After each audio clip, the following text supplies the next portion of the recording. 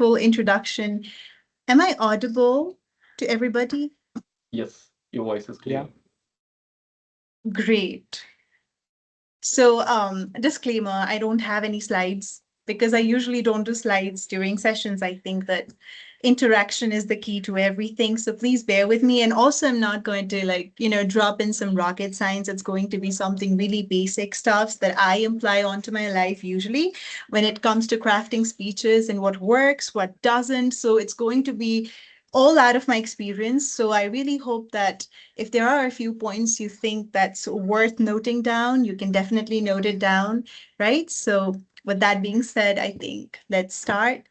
But before we start, I really want to take you all back to the times when I delivered one of my very first prepared speeches. That was when I gave my speech at my Toastmasters Club level, right? And it was my very first prepared speech, not very first, I guess second prepared speech at the club level. And I won that speech. It was for the contest, obviously.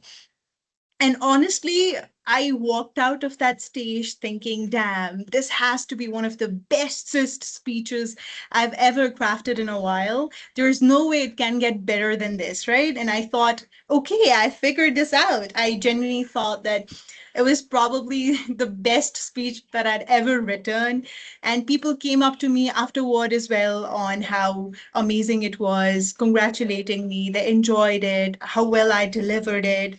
And then when you hear enough people say that, oh my God, that was amazing, that was tremendous, you start believing them, right? And I definitely did. But I have this very weird or maybe usual habit. I don't know what would you like to call it, but whether I absolutely crush a speech or completely mess it up, I always go to the people looking for feedback. And it's just not from one person. I want to know what different people noticed.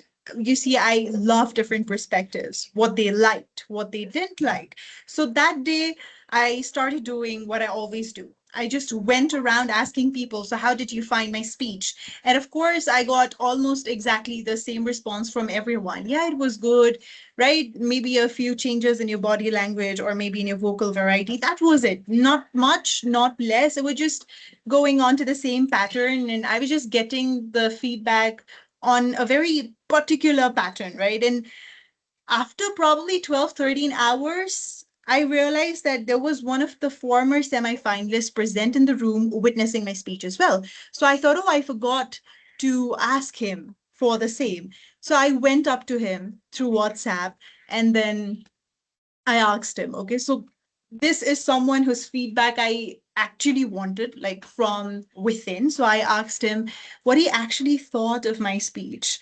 And I was kind of expecting another version of, yeah, Sanskriti, it was amazing. But instead, he just told me something that I genuinely did not want to hear. Usually, when you're on the verge of contesting tomorrow, I guess the area level competition was 3 days prior to that um, WhatsApp DM that I did that I made to him. And so like I just did not want to get demotivated, right? But suddenly he came up to me saying, yeah, I mean, it was good, but I remember the speeches, 2, 3 speeches that I heard before you, probably 2, 3 days ago. I heard your speech 12 hours ago, and I do not remember a single word that you said. And I think that sentence, it hurt me more than if he had simply told me my speech was pathetic or my speech was bad. I really hope that he had told me that, but he did not, right? Because I just won and everyone had just told me that it was good. And how come suddenly he does not remember my speech and everything? And I knew it, right? I'd spent so much time writing it and then rehearsing it, thinking about it, delivering it in my head. That speech was incredibly memorable. And then someone who had listened to it, that too, someone who was a semi-finalist and who listened to it once was basically telling me that I already forgot it. I don't remember your speech and you did not do as good as I expected you to do. And then he explained why, right? He told me that, yes, you are a good public speaker, but I don't think the same about you being a storyteller. I liked how you tried to deliver your speech, but you sounded more like a public speaker and not a storyteller. And if you genuinely want to win the international speech contest, you have to be a better storyteller, not a public speaker. And I think that one statement changed the entire perspective for me because there was nothing wrong with the fact that I could actually speak. The problem was that there was not enough stuff or substance for the audience to carry with them after I stopped speaking. And that is the exact point that he tried to highlight to me, right? And that was the moment I started understanding something had never really thought about before. There is a difference between a speech being good and a speech being memorable. Because when you are the speaker, you experience your speech differently from everyone else. You know the story behind every sentence. You know why you chose that particular word. You know the amount of work that went into writing it. You have rehearsed it over and over and over again. You know what's coming next. And because you know what's coming next, every part of the speech, it actually feels super connected and super meaningful to you. But your audience does not have that luxury, right? They hear your speech once. They do not know what you cut out. They don't know what you struggle to write. They just don't know why that particular sentence was important to you. They don't get this opportunity to go back home, open your script, and read it all over again. They just get one chance. That is 7 minutes to experience it. And I think that completely changed the question I started asking myself when I wrote my second speech that helped me win the international speech contest and also qualified me as a semi-finalist. So once I finished writing my speech, I usually used to ask myself this one question, and that was, okay, so is this a good speech? But now I changed my question, okay? From is this a good speech? I started asking myself, so what will remain after the speech is over? How is the audience going to perceive it? What substance do I want my audience to take away from my speech? Because those are two very different questions, okay? You can have beautiful vocabulary, maybe a powerful hook, a powerful opening, a perfectly organized structure, maybe great delivery, and still have an audience walk out thinking, yeah, that was really good, but I still don't know what he or she was talking about, without being able to tell you what they actually remember about the speech that you just delivered, right? And that is what I now think of as the familiarity trap. You see, the more familiar you become with your own speech, the easier it is to overestimate on how much the audience will remember because you have lived with the speech for maybe days, months, weeks, right? You know about it. But your audience has just lived with it for 7 minutes. So, how to make those 7 minutes insanely memorable for those people? How do you create a lasting impact so that people actually listen to you, right? So, one of the most important things that I learned from that speech that made me win the contest was, do not measure your speech by how much you remember of it. You are supposed to remember all of it because you are the one who wrote it. Measure it by what someone else can remember after hearing it only once. And that gave me a very simple test that I still use after writing a speech to, I mean, after the completion of writing my speech, I ask myself, like, if my audience could only take one thing home with them today after hearing my speech, what would I want that to be? Like, not five things, not the OBC, not the opening, the story, the code, the statistic, and the conclusion. One, right? Because if I cannot tell you what I want you to remember, there is a good chance you're going to remember something completely different. And that for me was one of my first real lessons in speechcraft. Had I never had that conversation with the fellow semi-finalist, trust me, I would have never won that competition. I would have delivered the same speech and it would have gotten me nowhere. And I think I thought I was learning how to write a better speech, but there was another lesson hidden inside of that experience. And honestly, it took me a little longer to understand this one. have always been someone who loves feedback. I will be chasing you around asking for feedback after my speech. No matter how good it went or no matter how bad it went, I still want your feedback. And after almost every speech, I want to know what people thought of me. I want to wander through different perspectives and I'll go around asking, how was it? What did you like? What could I have done better? And I think this is one of the reasons how and why I improved as a speaker. But over time, I just realized that there is a huge difference between collecting feedback and knowing how to use your feedback. Because after that club level speech, I had already asked so many people, oh, what do you think about it? What they thought and everything. And most of them told me the same version of the same thing in the same pattern, right? It was amazing. It was good. Maybe a little voice modulation, body language, gesture, posture. That was it. Nothing more, nothing less. It told me that they liked it, or yeah, it told me that they liked it, but it did not quite really tell me on why they forgot it, if the speech stayed with them or not, if there was something that they incredibly liked about the speech. There was not a single statement that came out of their mouth, regarding my speech. It was only about vocal variety, body language, gesture, posture. That was it.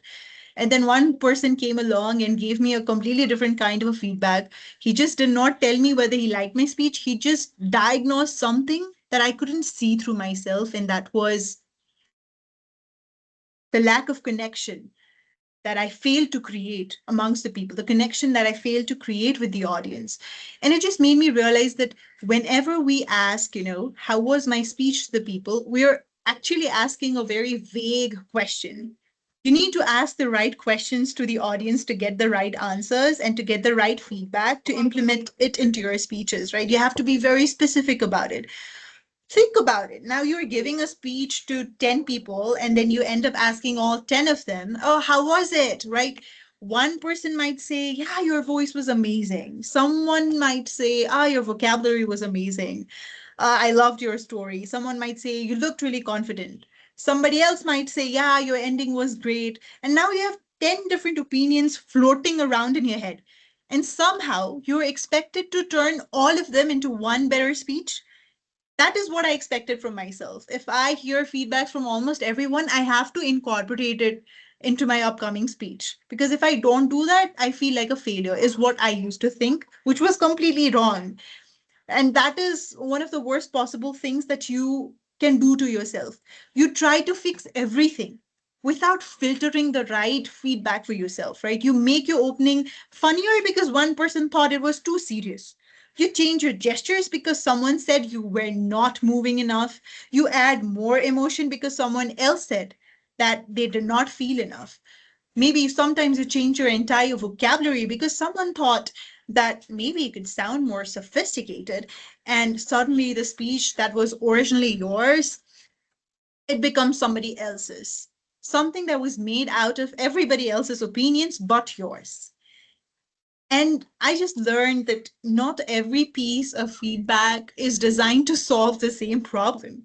If I go further and ask my friends, so did you enjoy my speech? They can tell me whether they enjoyed it. If I ask an audience member, so what part do you remember? They can tell me what stayed with them. If I ask someone who knows speech structure, so where do you think the speech lost momentum? Right? They might be able to identify an actual problem at my structure, in the structure. And if I ask an experienced competitive speaker, like, why wasn't this memorable, or why was this memorable, I might get the kind of answer I got that day. So those are all useful questions, and it's very important that you as a speaker ask right questions to the right people. But they're different questions. And that is something I wish more speakers understood, that feedback, it becomes useful only when you know what you're actually trying to diagnose. So rather than just going around asking people, how was my speech? I just try to ask a lot more specific questions, questions that are boiled down. I'll ask, what is the one thing that you remember from my speech? Or maybe, was there a point in my speech where you lost interest? If so, where? Why? Was there any point where you did not understand why I was telling you this, or did my speech didn't come across the way I expected it to, right? And sometimes my favorite question, if you had to remove one part of the speech, what would you remove? And these questions, it actually forces the people to give you something you can genuinely work with. And there's another thing that I learned from that particular experience. The person giving you feedback really matters. So you should know who are you taking your feedback from. If I am trying to improve my storytelling, I don't necessarily need 10 people telling me whether they liked my outfit, my hand gestures, or my pronunciation. I need someone who understands storytelling to actually give me that feedback, right?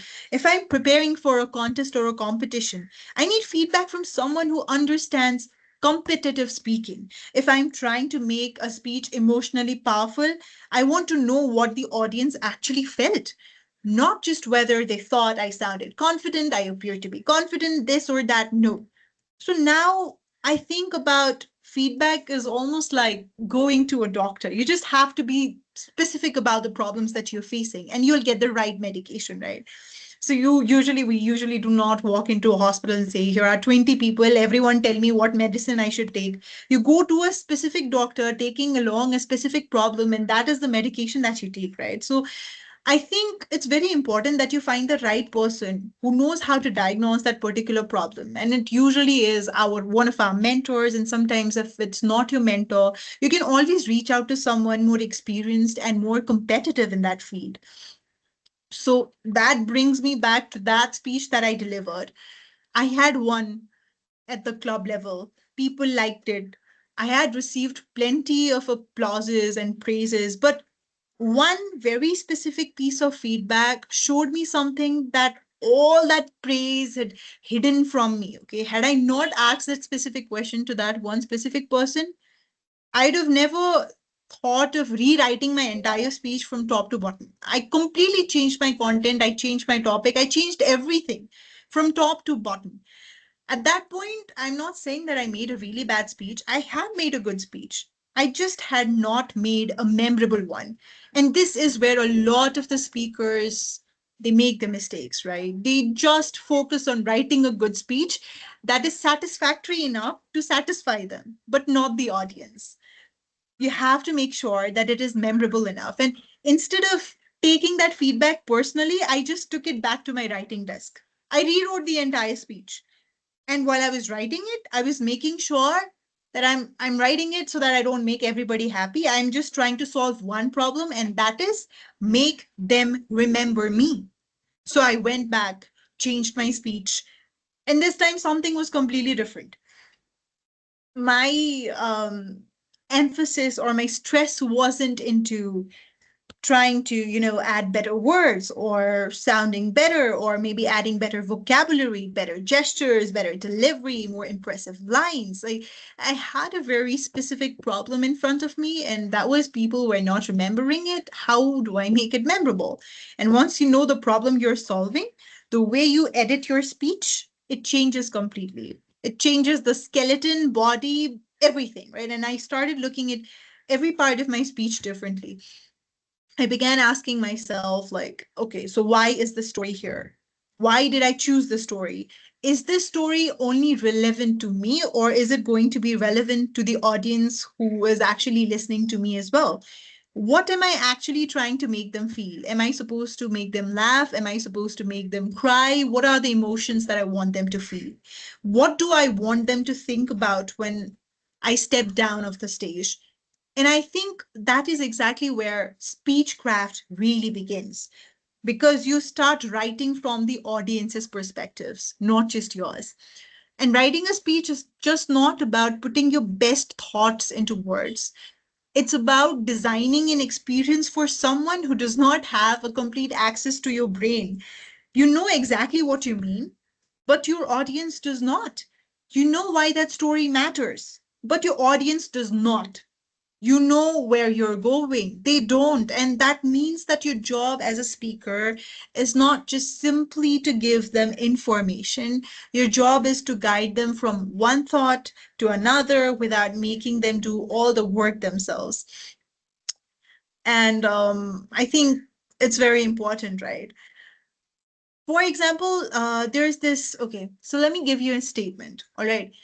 So you have the speech and you delivered this sentence midway. Failure taught me to become resilient.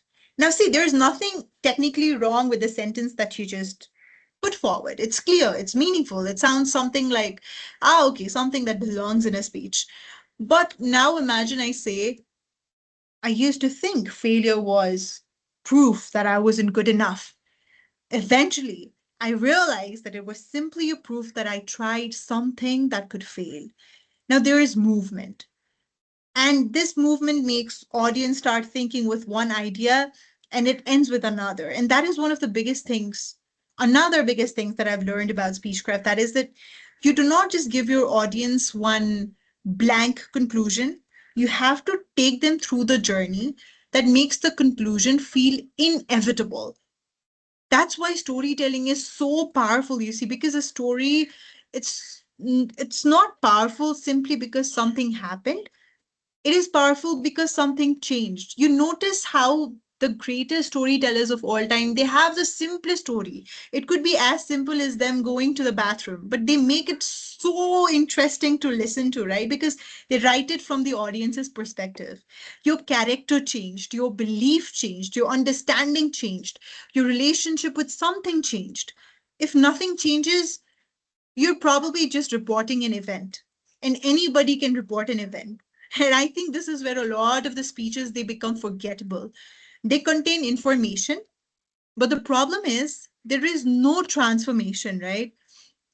The speaker says, I struggled, then I worked hard, then I succeeded, and therefore never give up. And we've heard those kind of speeches maybe thousands of times, right? But imagine somebody actually put a real story through it on how I thought success would prove I was good enough, then I succeeded, and somehow I still did not feel good enough. And that is how I started realizing that I had been asking achievement to answer a question it was never designed to answer. And now something has happened. So the external event is not necessarily extraordinary. The change in understanding is. And that is something I look for whenever I write or even when I'm listening to somebody speak as a judge or as an audience, not just on what happened, but more in like, what did I believe before this happened? And what do I believe now? Because somewhere between those two beliefs is your speech. And if you can actually identify that gap, you have found something much more valuable than a collection of only impressive sentences. You have found your story's transformation. You have found that particular perfect body. And there's one more thing I want you to take from my speech that I deliberately failed at. That was when I received that feedback, I had two different ways to react to it. I could have thought, but I won. I could have thought everyone else liked it. I could have decided that he was simply wrong. And honestly, that would have been very, very easy because praise feels good and criticism makes you uncomfortable. But if you only accept feedback that confirms what you already believe about yourself, you're not actually looking for feedback. You're looking for validation, you're looking for compliments, and those are two very different things. Sometimes the most valuable person in the room is the one who tells you something you desperately did not want to hear. Now, not because they're always right, obviously, but because they just give you something to investigate, something, as I aforementioned, to diagnose. And I think that is the mindset I want to pass on to all of you, right? So don't become obsessed with asking, like, was my speech good? Just ask better questions, ask specific questions. What did they remember? Where did they stop caring? Where did they stop listening to me? What changed for them? What is that one idea I want to leave behind, right? And most importantly, what am I making the audience experience? Not just what am I trying to say? Because when I gave that speech, I thought I had learned how to write a good speech, but I had not. I had only learned how to write a speech that I thought was good. It took one uncomfortable question for me to realize that those aren't the same things. And maybe that is another important lesson that I've learned as a speaker. Your speech does not belong to you once you start speaking. I know you wrote it, you rehearsed it, you lived with it, but once you step onto that stage, it belongs to the audience. And their experience of it is what matters, not yours. So maybe when you write your speech from now on, stop with the question, as I aforementioned, like, is this good? Does it sound good to me or whatsoever? Maybe ask the question like, okay, so how is my audience going to perceive this? What is the substance that my audience is going to take away along with them? Will they remember it? Is this creating an impact? Because I can still remember the feedback that changed the way I speak, not because it told me that I was a bad speaker, but because it showed me that I had been measuring my speech by the wrong standard. I thought the goal was to make people say, "Ah, that was a phenomenal speech. That was a great speech." Now, what I think the goal is to make them walk away carrying one thought, one image, maybe one feeling, one sentence, or even one question that wasn't there before you spoke. And that is what makes you a good speaker. A good speaker definitely gets applause, but a great speaker, the difference is a great speaker gets remembered. And if speechcraft is learning how to make that happen on purpose, right? So for whatever nonsense I just blabbered throughout the session, if I had to reduce everything we've talked about today into just three major things, I would leave you with these. First, make them feel something. Okay, so do not just be there to transfer information. Make them laugh, maybe make them curious, make them uncomfortable, make them hopeful, but make them question something. Because people may forget your statistics, but they rarely forget how you made them feel. The second was, I forgot. Wait. Okay, make them see something, right? So don't tell me that I was nervous. Show me the shaking hands. Don't tell me it was a difficult time. Give me the one moment that makes me understand how difficult it was. And don't give your audience a summary of your experience. Give them an actual window to it. The third is, as I think I put a lot of emphasis onto this point, and that is make them remember something. And this is the lesson I learned from that very speech.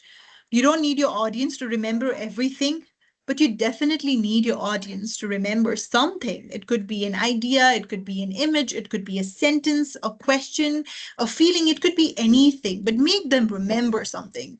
And when you leave the stage, you're not there, you disappear, right? Your gestures disappear, your presence disappears, but something has to stay behind.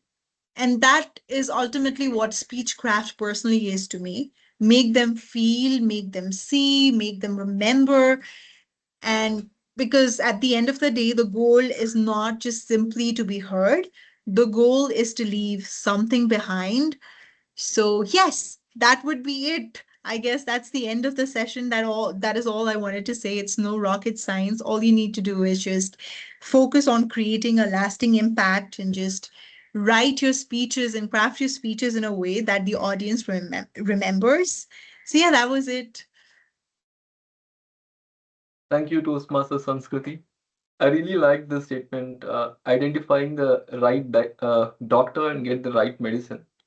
I think that's the difficult task for most of our Toastmasters. And I'd like to Even take now this it's much better. opportunity. Hello. Yes. I hope I'm audible. Yes, yeah, we can hear you. Yes. So yeah, I just wanted to thank Toastmaster Sanskriti because she has been quite instrumental in helping me with my speech. This a couple of months ago, I represented my club at the district level for my international speech contest, and I never got a chance to thank you personally, Toastmaster Sanskriti. So yeah, and it was really enlightening to hear you speak today.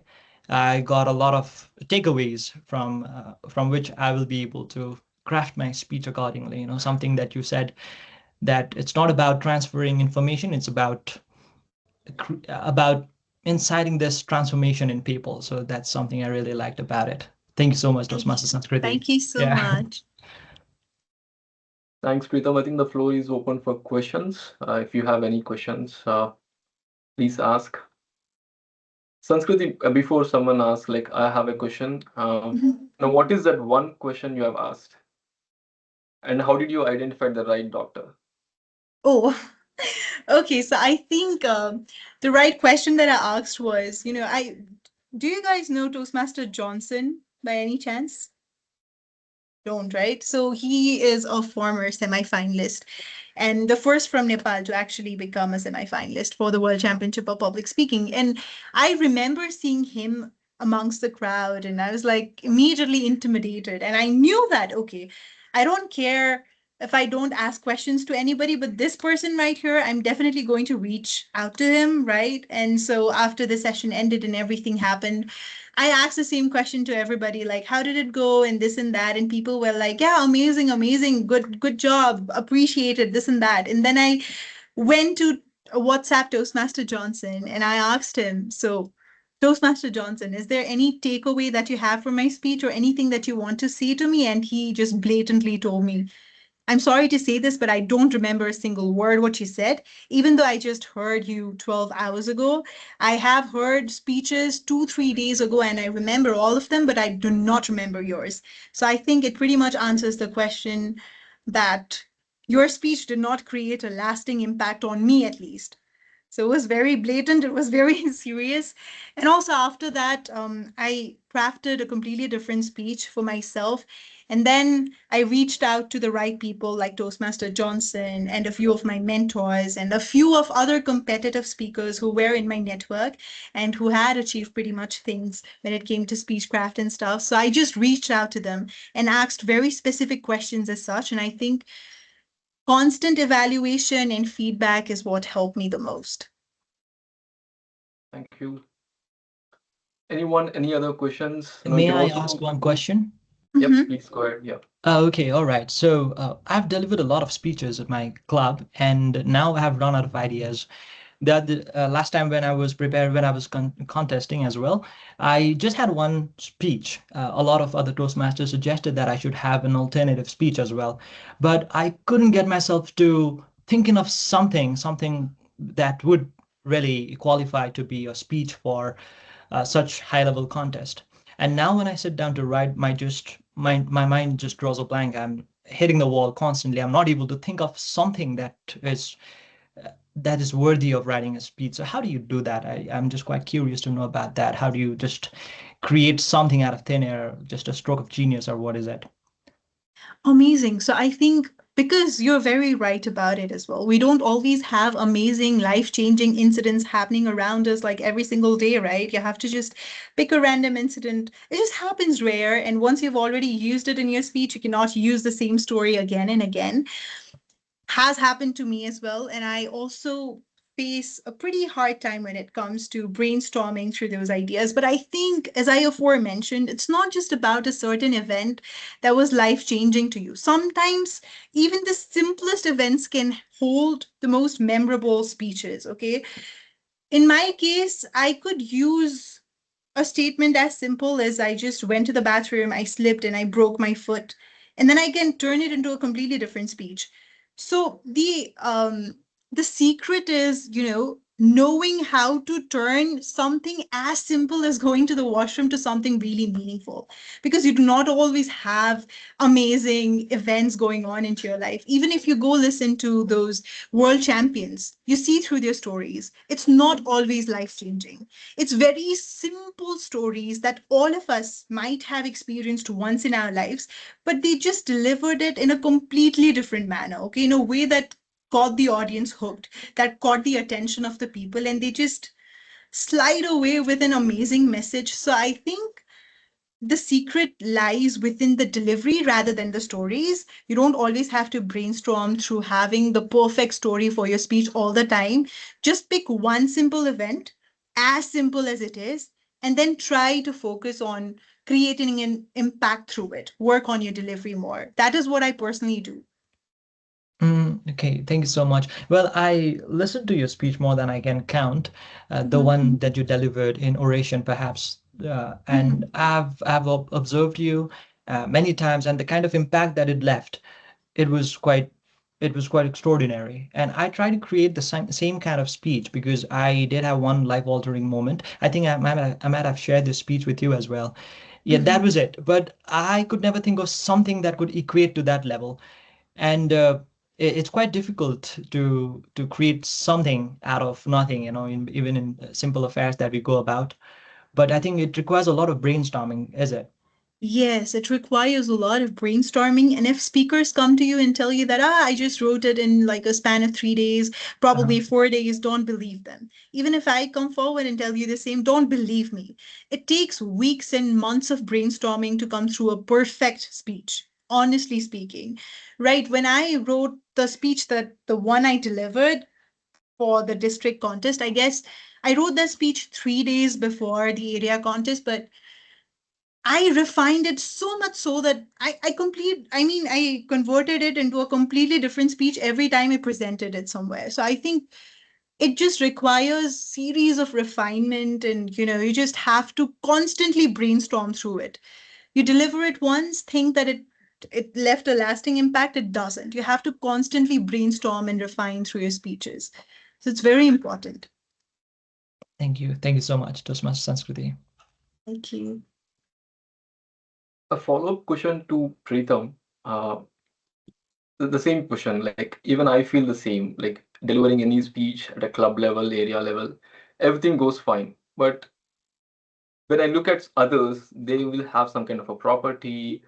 Like so. If we want to take it to the next level, like anything we need to add in our speech. Can you please repeat it? My connection just got cut in between. Yeah, my question was like at a club level, like we have a great story, the Mhm. great content, everything is good. But if you want to take the same speech to the next level, like area level or division level, like do we need to have some kind of property? Is it necessary? And also humor? I'm just Oh, confused. Yeah, how to take the speech to the next level? Yeah. I think sometimes it also depends on your stage presence at times. Okay. I'll tell you my story. What happened during the district contest was I I was supposed to deliver my speech at the very last, okay? Before that, there were about 12 speakers who delivered their speeches. I was heavily intimidated. And the most intimidating part of it was all of them had a prop alongside. I did not have a single prop, okay? And I was so intimidated, and I thought to myself that, okay, what if I just fail because I don't have a prop? What if I fail to create that impact? So I had a small mineral water bottle right beside me. And I thought, okay, maybe rather than just, acting, showing up with nothing, I'll just take this with me. And if possible, I use it as a prop.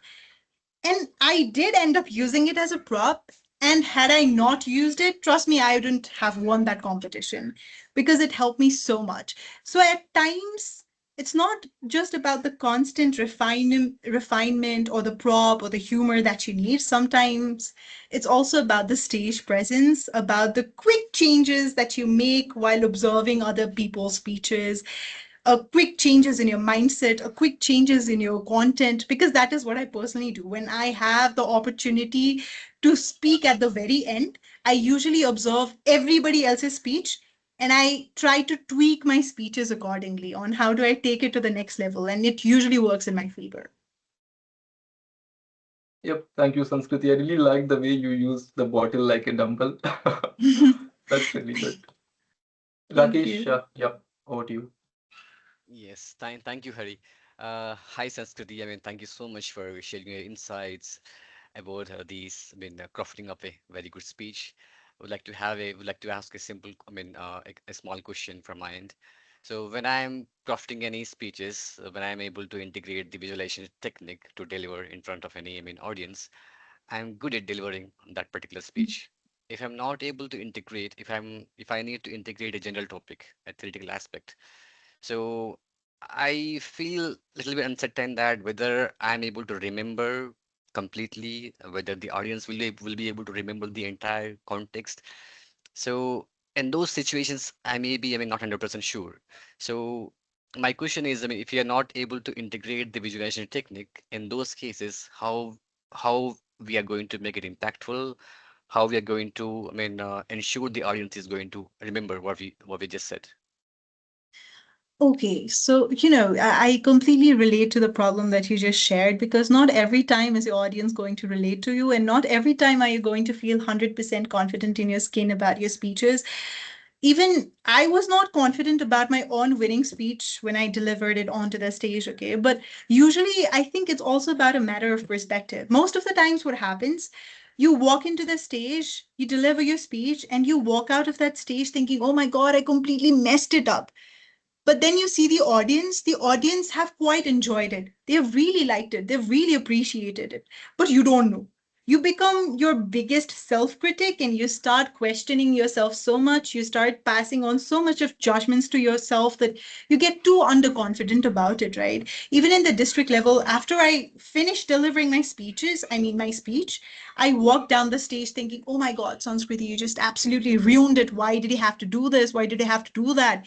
And the minute I stepped out of that stage, people came swarming up to me, congratulating me for how good it was. So I think sometimes it's important that you also try and see through the audience's lens, not just yours. So if you feel disintegrated, you might be thinking that, oh, maybe I did not leave a lasting impact amongst the audience when you're debating or conflicting amongst yourself. As I aforementioned, just go forward and then ask for a few feedback from the people, like genuine feedback. How did you actually perceive my speech? What did you like about my speech?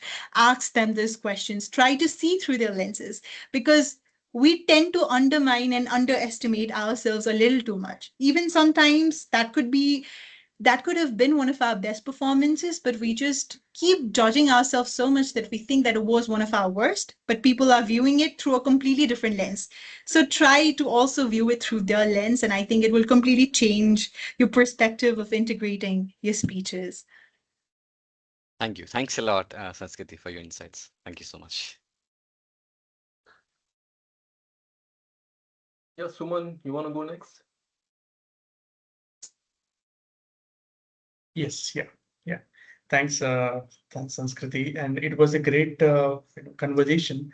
So I've been observed like you've been talked almost 30 minutes without any asking any question. That was a great thing. So how did you manage? And that's the first question. And when you went for the contest and all, so how did you manage the time duration to complete your speech? So because sometimes when there is any flashcards, it will show you to that, you need to cut down, or is there any time limit which can which you can see in front of your stage or something? So how did you manage the time? Because when we have some time, we have to tell more story, which can boring other people, I feel. So how did you manage that kind of the timing? And okay, well, there is a time, so you'll tell some long stories. So how did you cope up that?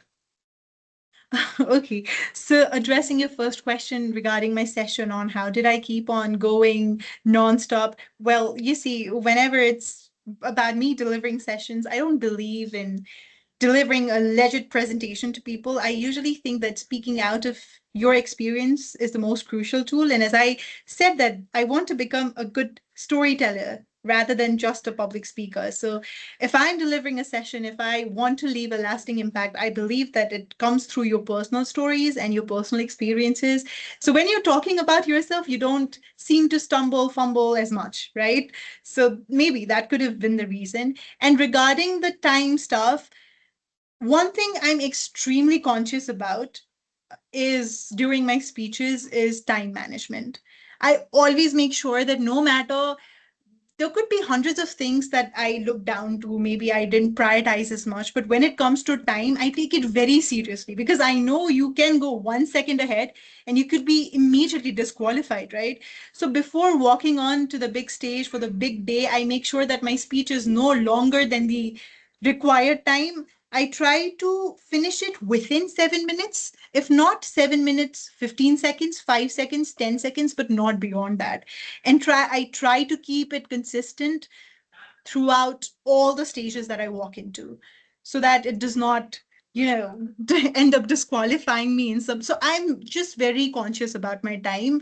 Every time I'm practicing my speech, I have my stopwatch on, I have a timer on, and I make sure that I do not shoot my speech further than a certain designated time. And for me, it's 7:15. That's the max. Not even 7:30, it's 7:15. I try to not go beyond that. And maybe because of that reason, if even if some a timer is displaying a flashcard to me, I don't get nervous. I don't get reluctant because I know that I've practiced. I will be able to finish it just on time. So that is what I do. I'm very time conscious. Thank you so much. Thanks for this. Yeah. Rajesh, you can go next. Yeah. I think we are in time, right, Hari? Yeah. Yep. I think we can take two more Okay. questions, Sanskriti. Yeah. Okay. Yeah, sure. Okay. Firstly, Toastmaster Sanskriti, that's really a great session. I really loved it. I Thank think you. my time is very worthy for having me in this session. So my question is related to the speech refinement. When any speaker receives feedback from the right doctors, right from the club level to the area level and division level, is there any chance that we lose the originality of the our story? Oh, Because as very you good men, question. Uh-huh. yeah, Yeah. because as you mentioned right from the beginning that we should write or craft our speech from the audience perspective, Mm-hmm. or is there any line between from the audience perspective or winning's perspective? Is there is any thin line or broader line? Can you explain? So what was the question? I didn't quite get it. I forgot the question actually. What was the So question? okay, so when we receive a feedback from right doctors, right from the club level Yeah, to the yeah. area level and division Mm-hmm. level, so is there any chance that we lose the originality of the story? This is my first question. Yes, so yes, actually, you asked a very good question. That is what I just said, but I forgot about it. I'm really sorry. It is very important, actually. I think I did mention it while I was talking about it as well, right? So yes, it is important that you take feedback from the people, from the right people, but sometimes even right people come up with like 2 3 pages of long feedback. For example, my mentor, when I shot my I guess the second speech that made me win the contest, he left me with 2 pages long feedback. All right, now, do you think I implemented all of it? Of course not, because I have my own authenticity. I have my own originality. So I know what to filter out and what not to. He tried to make it completely humorous. Now, my speech, it was based on a very serious topic. And there is no way that I can sacrifice my emotions for the sake of making people laugh all the time, right? So I cut down on that aspect completely. I only took feedback that was necessary to me because I know the kind of a speaker I am and the kind of a feedback that would sit right with me or that would actually help me polish and refine my speech. I do not stick to almost hundreds of feedback that comes across me. I make sure that I implement a few of them, not all of them. And as a speaker, it is very important that you stay mindful enough to not try and implement everybody else's feedback in your speech. As I aforementioned, all it's going to do is it's going to loosen the value of your speech, of your original speech, or maybe you are going to lack in authenticity and originality. So to keep it as original as possible, only take the feedback that you think would genuinely help your speech shine and cut down on the rest. It's really helpful. Thank you very much. I do have one last question. Mhm. And I'm sure my next question is going to help everybody in the house, whoever is aspiring to contest at at the club area division. So, Sanskriti, what do you think is the best way to start your speech? Because I sometimes oscillate between whether should I ask questions right away to the audience so that I can establish this connection, or should I jump into my story right away?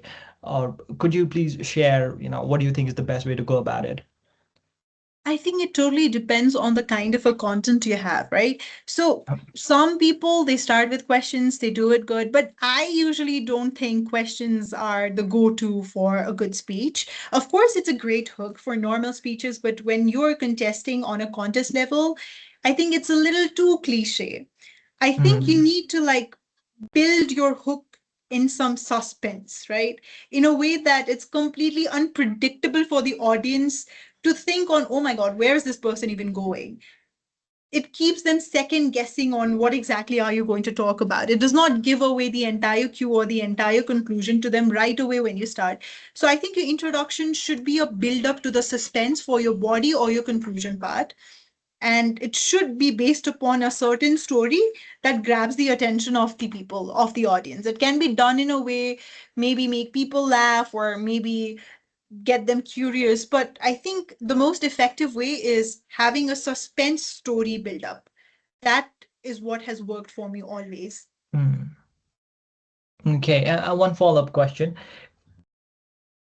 Would it be best to find a message first, and in order to convey that message, we need to think of or conjure up some stories? Or should we have stories and try to find a message out of it? What do you think is the best course? The best course is find a story, Uh-huh. think about that story, and then convert it into a message. Because the toughest part in speech crafting is finding a story.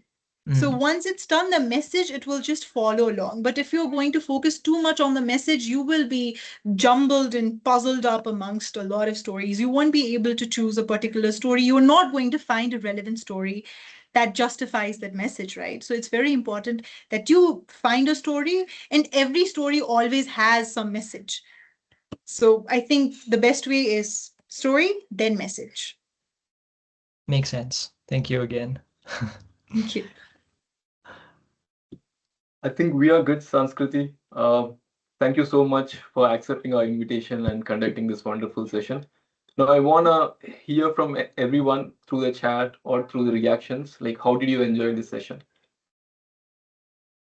Now, you can type in the chat or you can just show your reactions. Oh, also, you can be as blunt as Toastmaster Johnson was to me. I don't mind. I take feedback. Thank you so much, everyone. Once again, thank you, Toastmaster Sanskriti, for your time. Immediately, you accepted the invitation, and thanks for conducting this wonderful session. Thanks a lot. Thank you so much. Thank you Thank so you very much for much. Thanks a having me. lot. Thank you. Have a nice Thank day. Thank you. you. Bye bye. Thank you. Thank you.